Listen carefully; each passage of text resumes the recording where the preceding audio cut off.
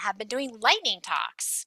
And I love these lightning talk sessions because it is so fun to hear just like a little glimpse into all these different kinds of projects that people are working on, um, different kind of tools people are using, different ways people are using their tools. So I am a huge fan of this meeting that we do every year, and I'm really glad that we were able to set this up. So you found us here. We are the I'll share the link. You probably found us via our meetup. You probably found us via our meetup page. I'll just share it here just so that you have it. And I am one of the organizers, and Andrew Red here is our other organizer of this group. And we use this is a friendly and professional space for talking about R and data science, and we use the R consortium's code of conduct there. So Andrew and I will be moderating the chat and our meeting here. We if you are interested in seeing the order of how this is going to go on, you can see that in the event here. We have got 6 talks that I'm so excited about. Each one is going to be 5 to 7 minutes long. I am going to time them, so we will make sure that we are respectful of your time and we get out in under an hour here. I just want to start off by saying a huge thank you to our speakers for preparing these talks. I'm really appreciative of their time and their ability to come and see this. So I think that's it. Let's get started here. So our first speaker, our first lightning talk speaker is Greg Snow. So Greg, thank you so much for kicking us off. We will get you screen shared and unmuted. Okay. I think, yeah, there you are. Awesome, Greg. Thank you so much for kicking us off here. Okay, thank you. So this I liked our Markdown slides in the past, and I've actually really liked the improvements with Quarto. But I used to use LaTeX Beamer for my slides in that, and Quarto just makes things easier, and now I don't have to go through LaTeX. But one thing I liked is I don't like the PowerPoint version of the handout where you just have 4 slides on a page and you've got a lot of wasted space and things are too small. They're either too big or too small in different things. And so this is what I've learned to do with Quarto to make both slides and handouts. So this left column or here is just a quick sample one, and we'll probably post it on the meetup here and that. But it's kind of nice is in the YAML header here is if you set the format is I can set both Reveal.js for the slides, and then I use a docx, but I could also do a PDF if I wanted to. But I actually have students who like to take notes on the handouts, so they actually like getting a Word document, so they can do that here. And so having both of those in there, in our studio, when you go to render, there's actually 2 options here that I can render either one of those, or you can use like make files or the make it package or other things to automate the running of those. But a couple of things that I do to do that. So here, this top right corner is the slides that were created, and the bottom right corner is the handout that comes from this. And a couple of things that I do in here, I just recently figured this out, is I have this handout mode. It's from the knitter package. It still has this is HTML output, and the exclamation point negates that. So this will be, if I'm generating the Word document, the handout mode will be true. Otherwise, it will be false when I'm doing the slides. And I use that here in this.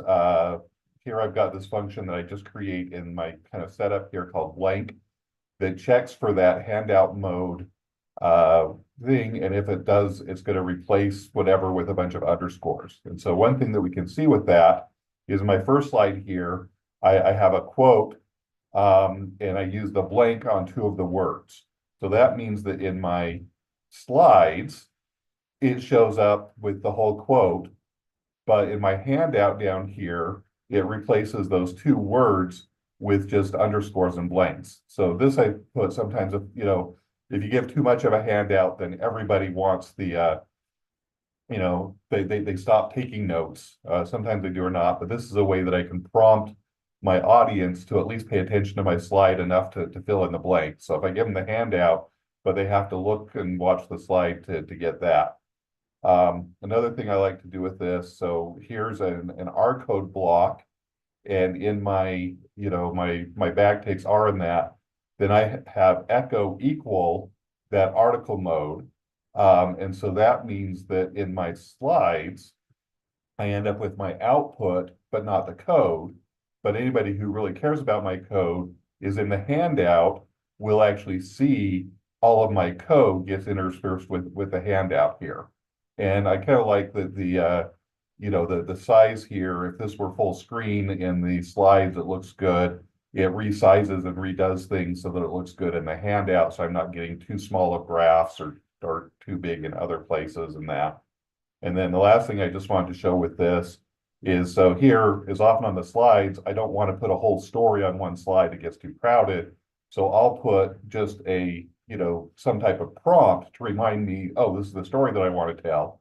But somebody looking at the handouts afterwards might want, more than just that prompt. It's not going to make any sense to them.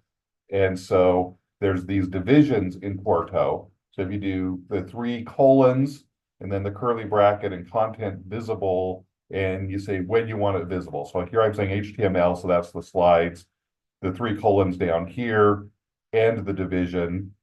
And so while on the slide, it has just my prompt here.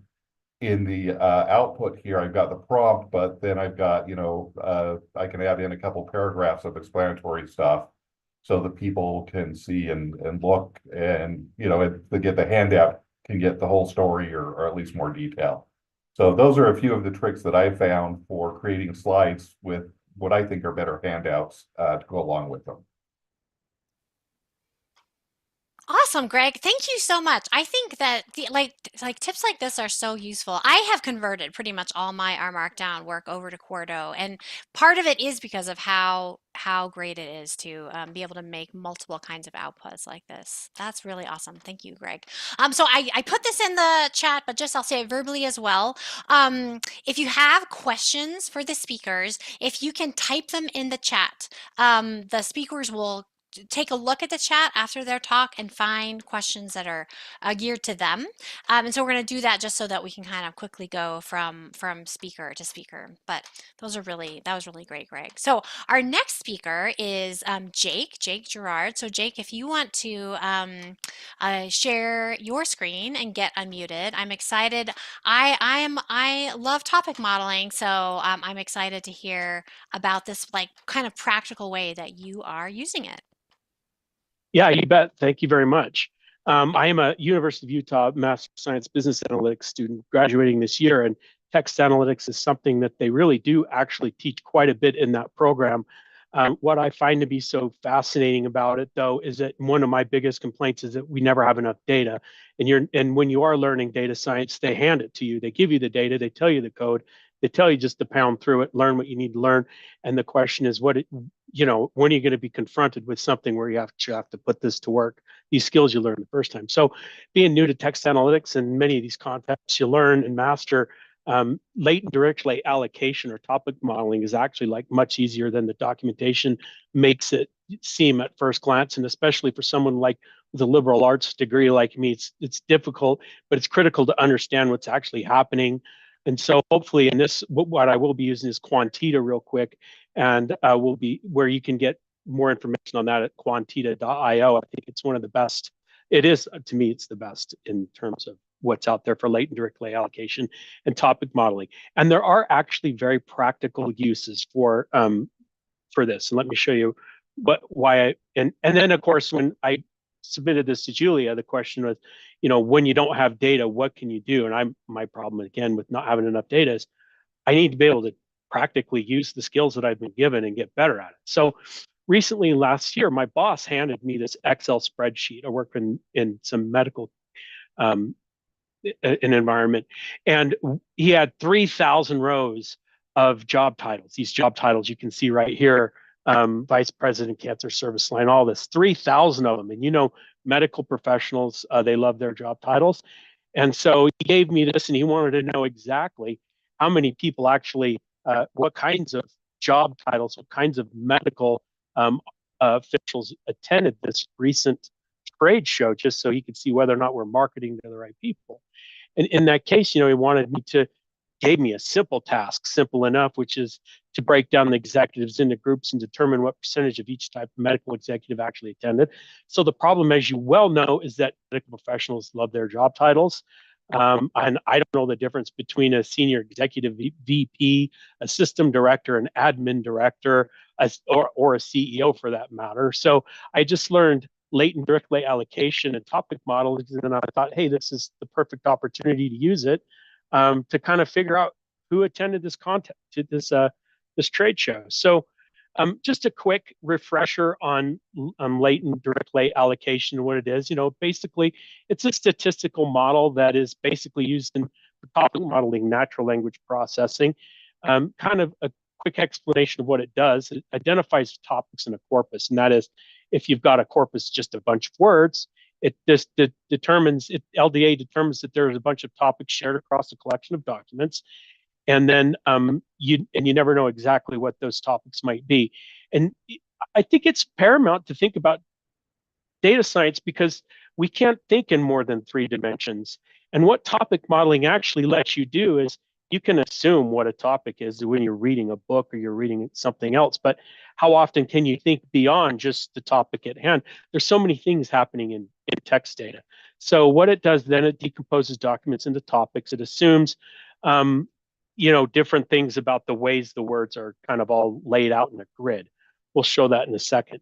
And then it assigns words to topics. LDA randomly assigns each word in each topic to one of the K topics, the number of topics that you are hoping to kind of determine. And I hope that some of you have background in this. If not, I apologize.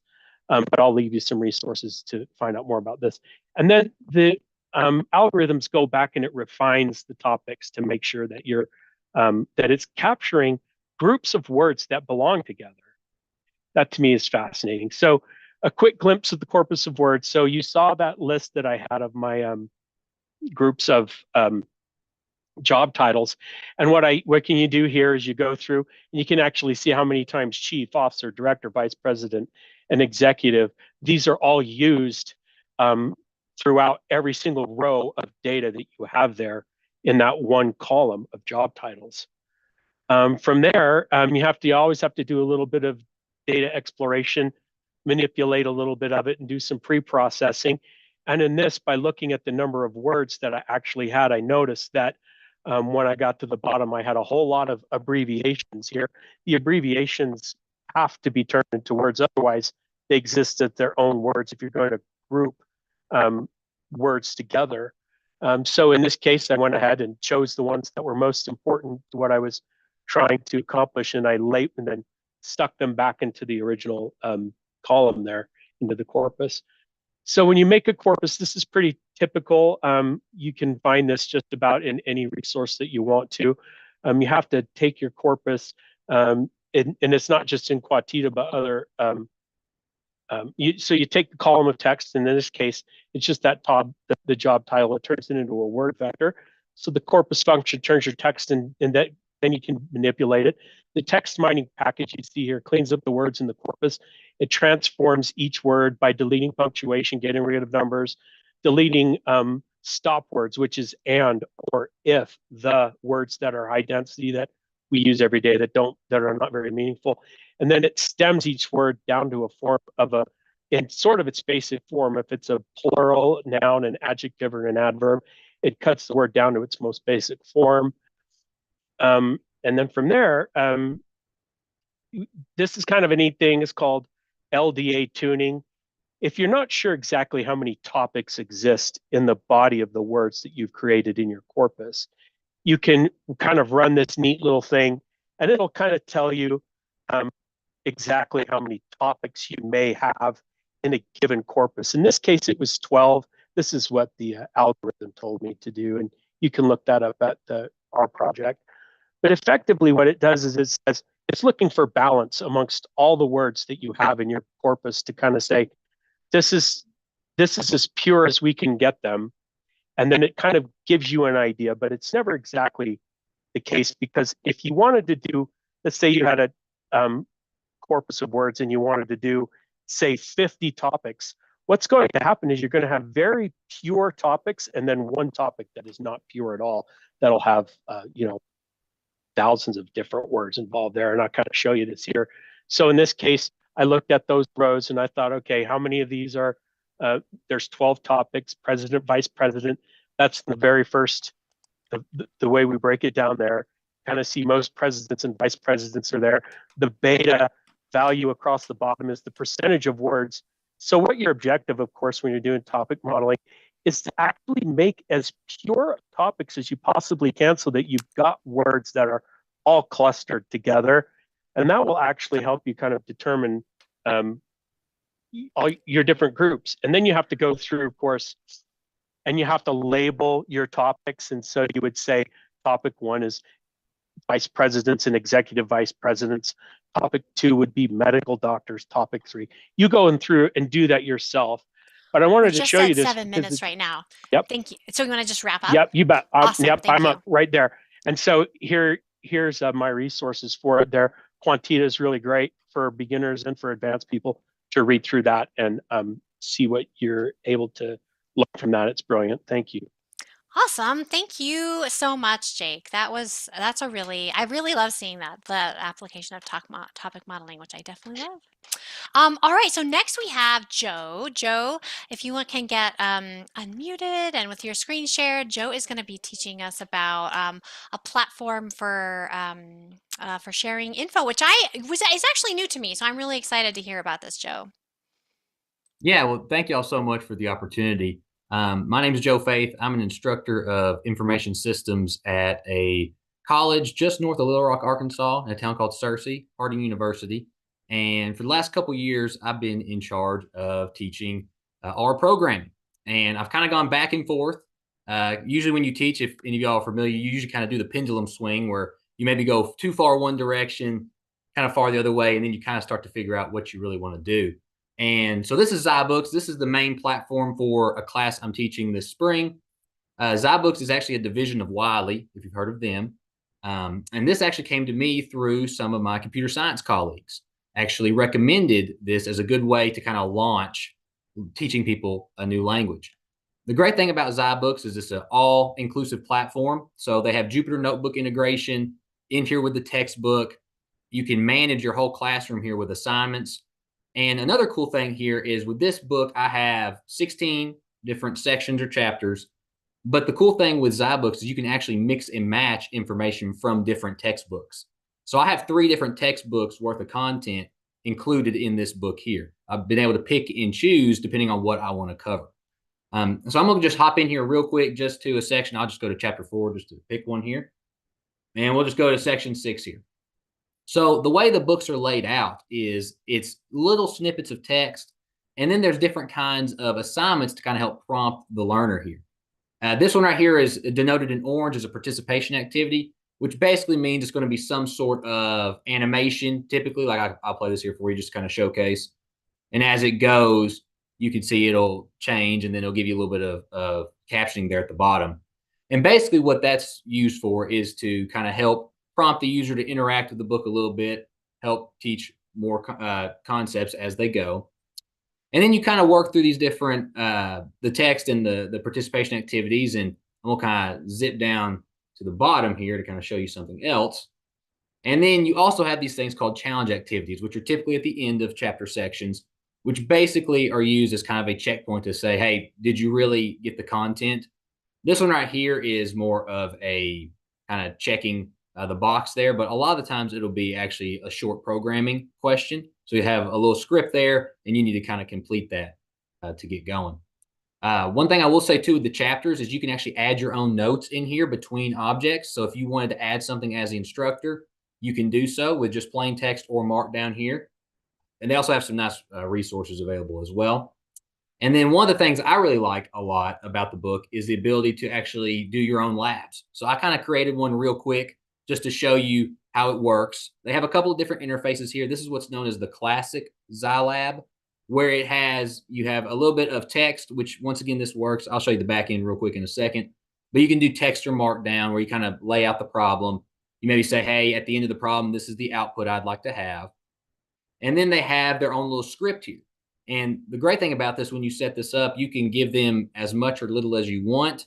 You can make these more complex. Like in this case, they're loading in a package, but you can provide a data set that you want them to work with. You want them to create different charts or graphs, whatever the case may be. But the great thing is you have that flexibility. You can set up your test cases here in Zybooks, and then when somebody submits it, it can be auto graded for you. So you can kind of do the work on the front end and get that. So I can show you kind of on the back end here. They have a little section here where you can kind of name the lab, set it all up. Once again, you can do this just with plain text or markdown, depending on what you want to do. Right here at the top, you have different options here. You can do Python. They have several other different options, C++ as well. But you can kind of set up your lab options, how you want submissions to go. And then you can actually set up, you provide a solution file, and then you can give them a main file or what you want them to start with, some sort of template there. And you can set up other files if you want to take maybe something from their output, like a graph or a file, to be able to display or show, or if you want to provide them something, you can do so as well. And then you can actually set up test cases. So in this one, this is a pretty simple lab. I'm just checking for output to make sure they're able to match what I wanted them to produce. But you can also do different test cases, like if you were going to work with maybe having them create multiple functions and you wanted to actually test those functions out and ensure that they actually work or they generalize well or whatever the case may be that you're looking for.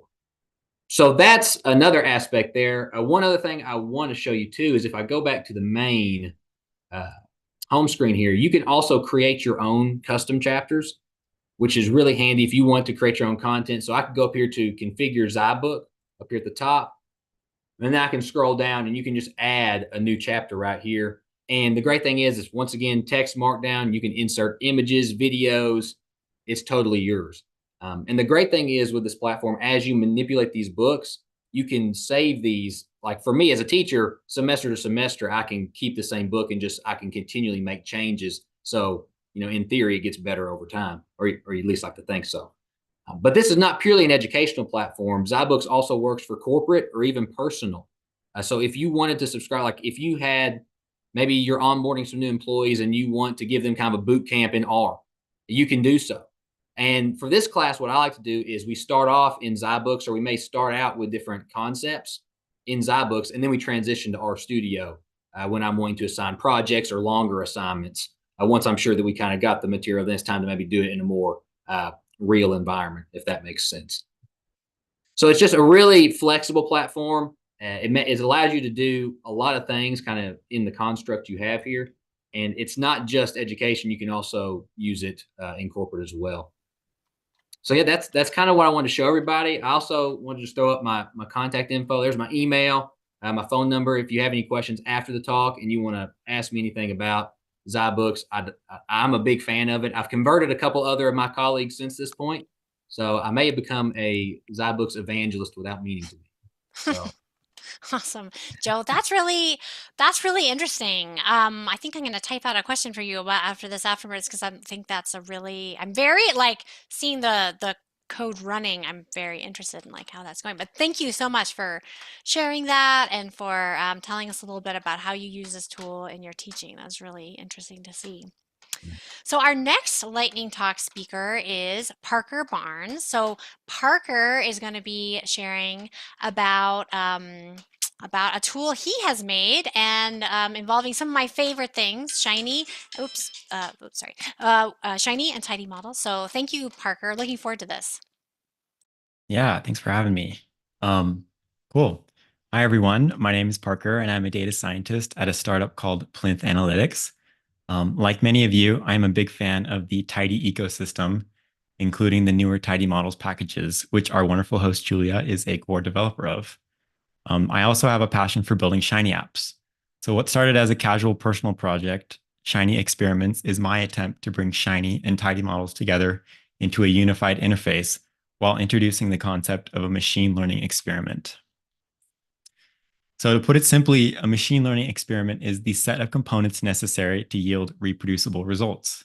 If you have ever trained a machine learning model, these steps should all look very familiar. So the following packages represent the core infrastructure of the app. Shiny, of course, is for the application framework. BSLib for some cool new dashboarding components. Golem enabled me to build the app as a package. Tidy Models abstracts all the experiment components. And finally, Pins allows the user to save and version those components. So we'll go ahead and move to the demo of the app. So the app begins by asking us to import data in one of three ways: a pin dataset, a built-in dataset from the model data package, or a local file upload. So for this demo, we'll use the credit dataset from the model data package, and we'll predict on the credit status. And the dataset consists of some demographic and financial data used to inform the credit status. We'll go ahead and upload that. So once we import the data, a basic data exploration module will populate, showing a data table of the training data, a missing data plot, and a correlation matrix. And since we are using BSLib, we get some nice expandable cards if you want to explore more.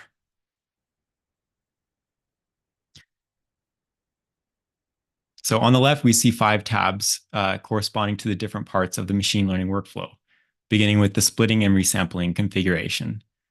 So here we can specify our train test split, including any stratification. And then below, we can specify our resampling cross-validation configuration. And then once we're done, we can hit save, and it'll give us a preview, and then it'll ask for a name, optional description, and tags. And just in the interest of time, I've already gone ahead and pre-saved a bunch of objects, so we won't do any of that now. So then we'll navigate over to the pre-process tab for feature engineering. So for anyone unfamiliar with Tidy Models, pre-processing is done with the recipes package. And so I will refer to the preprocessor as a recipe. So first it'll ask us which predictors we want to include. And by default, it has all predictors selected, and that's what we want. So we'll leave it. And the next, if we look at our missing data plot, we see that there are a few variables with missing data. And so let's add a few steps to see if we can rectify that. So first, let's impute the mode for all nominal predictors. And then let's impute median for all of our numeric predictors, except for income. And then let's impute with linear regression on income. And then we'll do a log transform on income. And then finally, let's dummy encode all nominal predictors. So then if we go ahead and if we hit preview, we'll see a nice printed recipe object, and we can see the different operations that were performed. And then if we go over to the process data tab, we get an updated view of the training data with the pre-processing applied. So we can see here that there are no longer any missing data. And then up here, we see income was log transformed. And then here are our dummy variables. So moving on to the model step. Here we can create model specifications and tag any tuning parameters. So for this demo, I've already created a logistic regression and a decision tree. On the tune tab, we can optionally specify tune grids for each model we've saved. So here here are the 2 models that I saved and their tune grids. And then finally, the evaluate tab is where we can specify which evaluation metrics we want to calculate during model training. So as I said, I had already saved all the objects. And so on the saved objects tab, if it loads in just a second, here we are. We can now go back and preview any of the objects we've saved. So those are our 2 models, and here's our recipe. And if we want to create an experiment, all we do is select all the objects we want to include in the experiment, and we hit create. And then again, it'll ask us for a name, description, and tags, which I've already done, and called it credit experiment. So here we can see a preview of everything that we've included. So then now that we have our experiment, we can go ahead and go to the experiment tab, which allows us to run the experiment. And again, in the interest of time, I've already run the experiment. So we've got some results here on the right. Up top, we have a data table showing the results. Again, we see the accuracy in ROC AUC, which we specified, and then below a plot of the results. So yeah, that concludes the demo. I guess so. I wish we could spend more time exploring the app, because there are a bunch of features that I wasn't able to dive into. But the good news is that it is a public repo on my personal GitHub. So you can go ahead and try it if you want. I'll put a link in the chat as well. It is still very, very buggy and in pre-alpha, so use at your own risk. But yeah, so then real quick, future plans, I intend to, in the future, I intend to add model deployment and monitoring with Vetiver, which Julia is also a core developer on. And then code generation, and finally, robust object management. So that's a little glimpse into the future. So thank you. Awesome, Parker. That is really interesting to see. Of course, I'm personally interested in this kind of work, so of no shock that I'm like, oh, interesting, so cool to see. But we appreciate that so much. That is really great. So our next speaker is Kyle Cole. So Kyle is all ready to go here. Great. So Kyle, thank you so much for speaking to us about the cost of diabetes. Yes, thank you for having me. And thank you everyone for tuning in.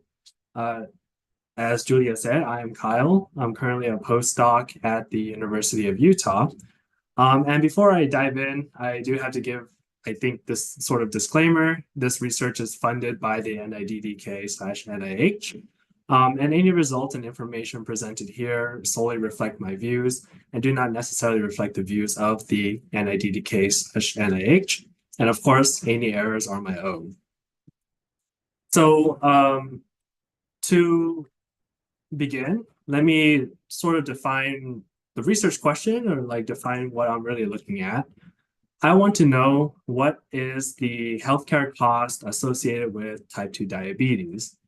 Now, a layer of complication with that is the fact that there are many factors that go into healthcare costs. For example, someone's financial situation, like if they have health insurance or not. But there are also lifestyle factors that influence cost.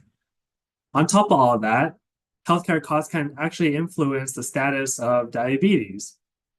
So, for example, someone could go in, spend a lot on healthcare, maybe they're very health cognizant, and because of that, they might take a lot of preventive measures to stay healthy. And so that could delay or even completely eliminate the onset of diabetes. To address that issue, we propose an instrumental variables model in a two-part model. And we use the individual's family history to gauge their genetic risk of diabetes, to look at the cost of diabetes in the IV model. Now, for the data, we are primarily looking at the Utah Population Database and the All Payer Claims Database, both of which are provided through the University of Utah, but unfortunately, these are not publicly available. So you will have to go through sort of like the university and a few other hoops to gain access to these data sets. So UPDB is a longitudinal individual level demographic, genealogical, residential, and medical data set for nearly the entire Utah population.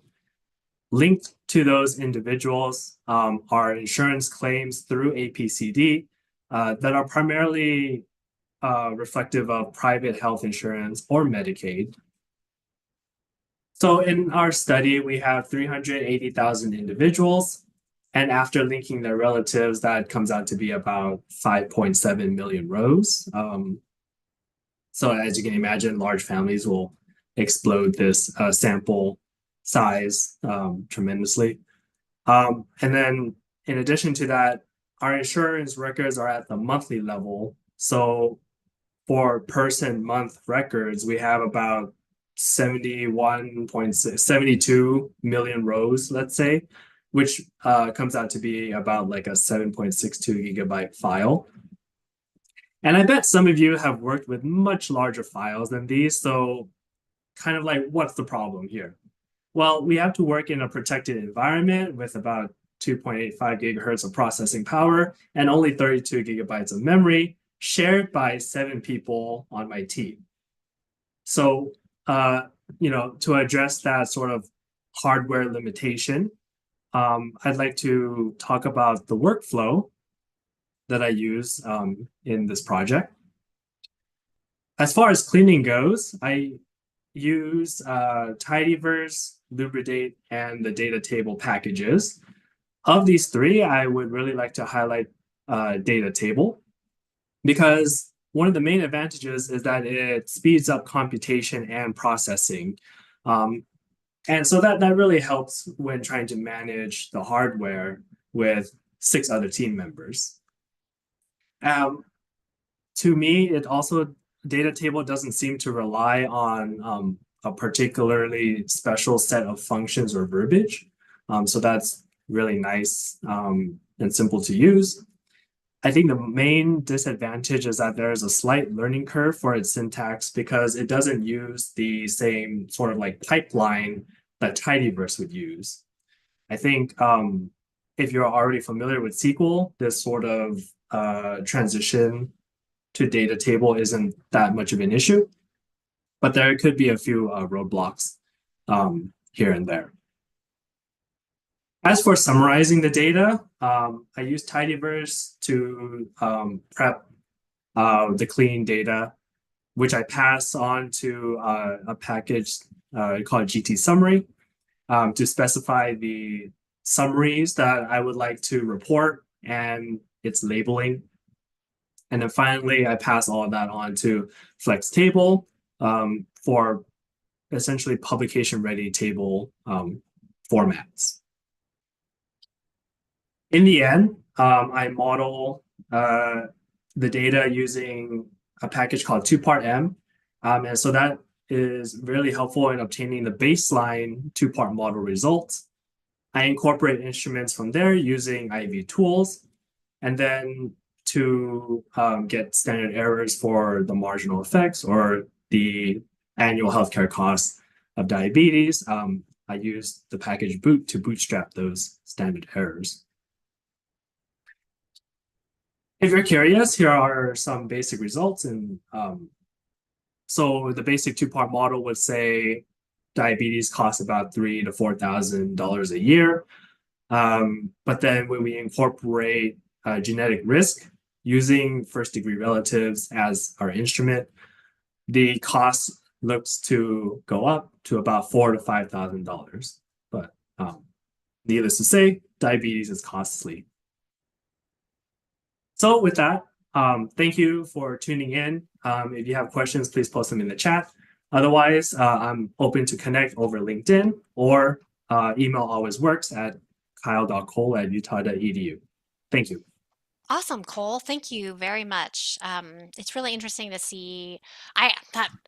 What a cool data set. I mean, as someone who works more, on the tool building side now, it's like really cool to hear about these data sets being used in research.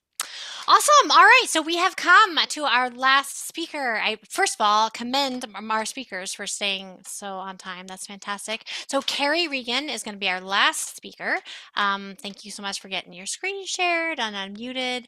And Carrie comes to us from the Department of Health and Human Services and going to be talking to us about a use of Shiny. All right. So hopefully you can all see my screen. Yep, looks good. Awesome. Thanks.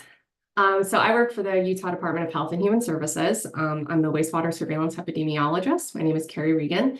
And today I'm going to be talking about using our Shiny for public display of wastewater surveillance data.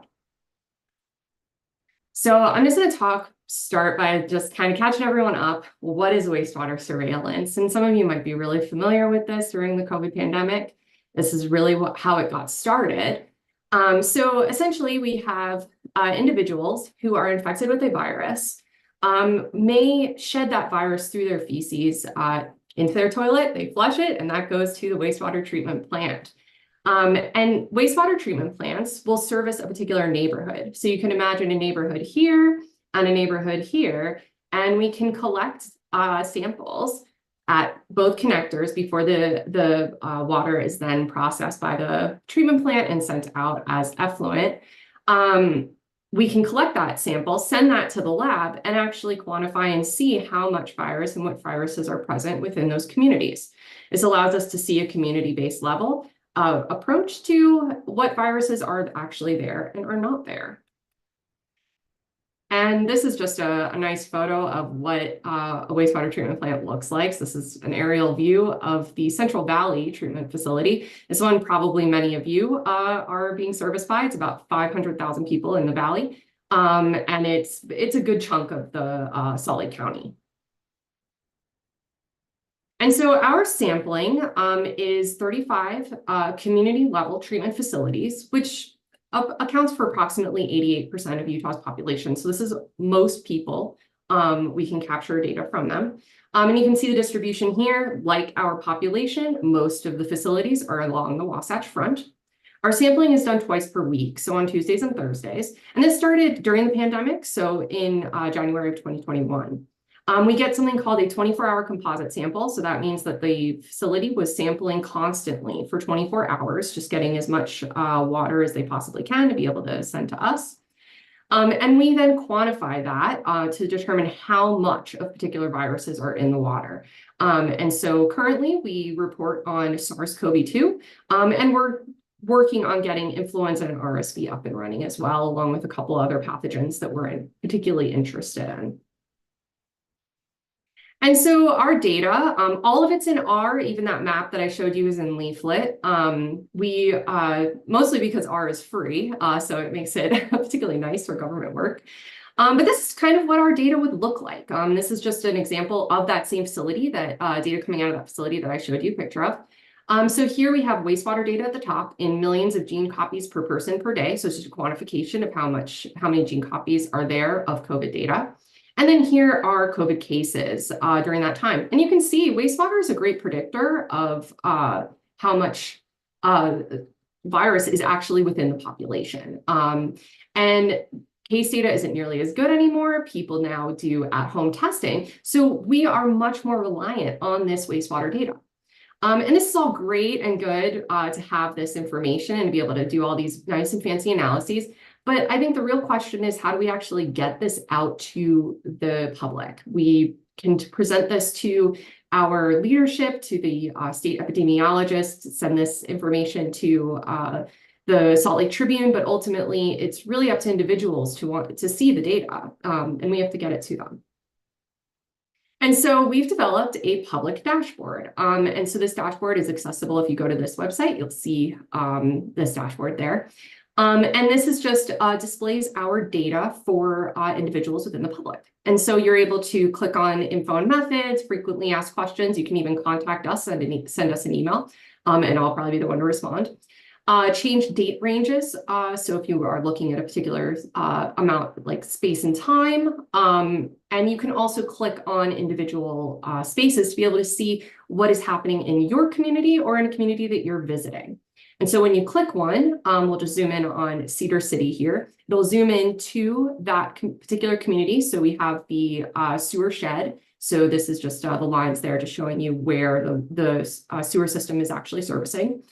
And we can see some information about that population. So the number of individuals served by that sewer shed, and then what the concentration is at. So is it elevated? Is it trending up, trending down? Just kind of how things are looking at the moment. And then we can scroll down and take a look at the actual quantification data. So much like I showed you before, we can see that wastewater data up here and our case data down here. And we can actually see what's happening within our community and see how that's categorized over time. And if this is probably not the case for most of you, but for many people in the public, they don't like looking at graphs. So we have just a table for them, and they can take a look at that. And we're currently working on adding some genome sequencing data to this dashboard. So we'll be putting a pretty large change up there pretty soon. We're just getting that approved from our leadership and stuff and finishing up some tweaks to be able to present some other community level data, statewide level data, and our genomic data. And so that is what I have for you. If you have any questions, feel free to email me or our program or my program manager. And yeah, I'm available for questions. Thanks. Awesome. Thank you so much, Carrie. That is so, I feel like folks from, your team or related have I've seen a couple of really interesting uses of Shiny and really interesting uses of these open source tools for communicating is super, super interesting. I know that folks, since you're the last speaker, we may not have time to type in. So I'll just ask you one question verbally. So this is, I guess, just more for my interest. When you add in other diseases, does that mean testing the same samples for more viruses, or does it mean different samples or different labs? Do you know, how that Oh works? yeah, I Yeah, definitely. you're Yeah, no, I'm an expert. I'm an expert. Yes. So the kind of the pipeline of things that happen is we get just 250 milliliters of influent coming into the wastewater treatment plant. That is then sent to the Utah Public Health Laboratory for us to then do our COVID sampling, and if we are going to do other sampling. We do some genomic sequencing already to be able to get presence absence of other viruses that we're particularly interested in. But we're in the process of just making our tools a little bit better so that we can, with the same sample, same exact RNA extraction, get RSV and influenza as well, and present that to the public. That is our ultimate goal. Yeah, that's cool. Thank you so much, Carrie. That's super interesting. Well, so those are our lightning talks. First of all, huge thank you to everyone who spoke. It was fantastic to see just a really great variety of things that are happening. Everyone did such a, where are my reactions? Everyone did such a fantastic job. Thank you so much all for that prepping that. We've got, if you're in the chat, people are answering questions. Feel free to add anything there. We've got a few links and things that we'll try to collect, some Quarto files, some links and whatnot, and share probably on our GitHub page, as well as we'll try to put a link onto Meetup.